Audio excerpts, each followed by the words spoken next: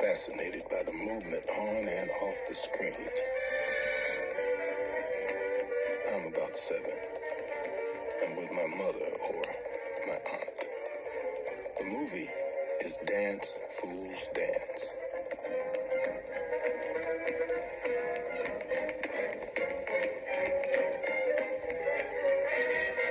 I was aware that Joan Crawford was a white lady. Yet, I remember being sent to the store sometime later, and a colored woman who, to me, looked exactly like Joan Crawford was buying something.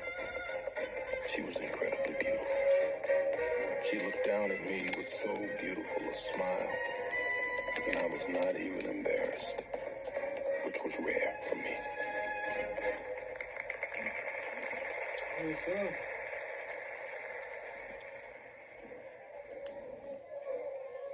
By this time, I had been taken in hand by a young white school teacher named Bill Miller, a beautiful woman, very important to me.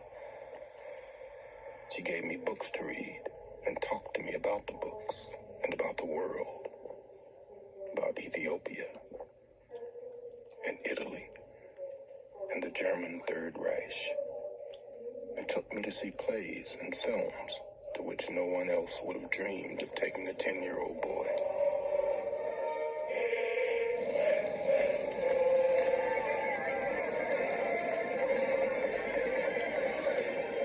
It is certainly because of Bill Miller, who arrived in my terrifying life so soon, that I never really managed to hate white people. Though God knows, I have often wished to murder more than one or two.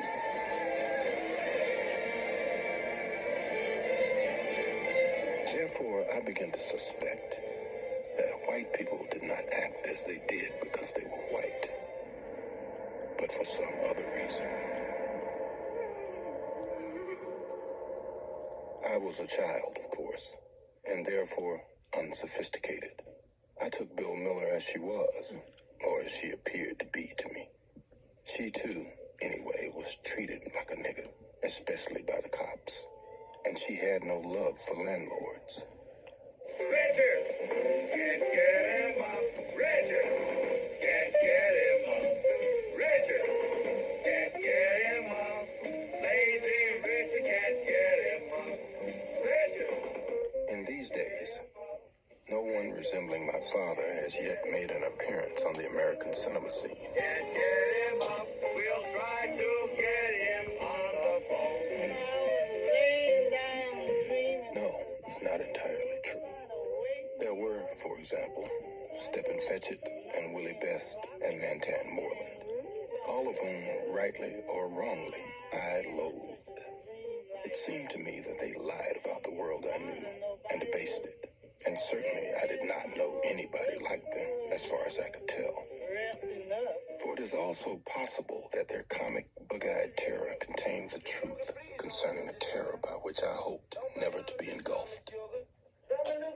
Yet, I had no reservations at all concerning the terror of the black janitor, and they won't forget.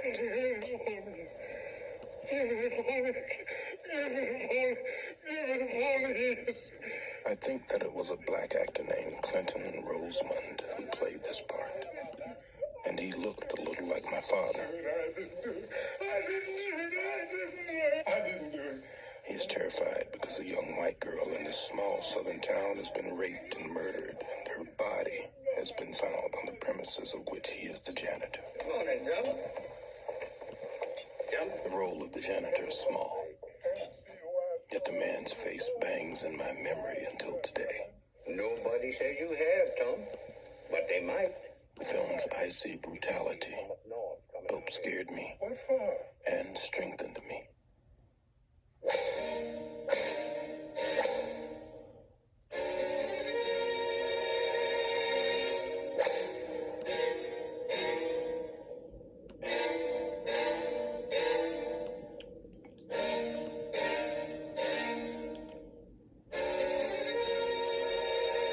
Because Uncle Tom refuses to take vengeance in his own hands, he was not a hero for me. Heroes, as far as I could see, were white And not merely because of the movies, but because of the land in which I lived, of which movies were simply a reflection. I despised and feared those heroes because they did take vengeance into their own hands. They thought vengeance was theirs to take. And yes, I understood that. My countrymen were my enemy.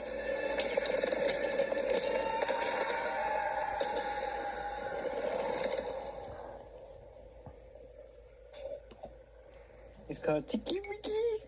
I suspect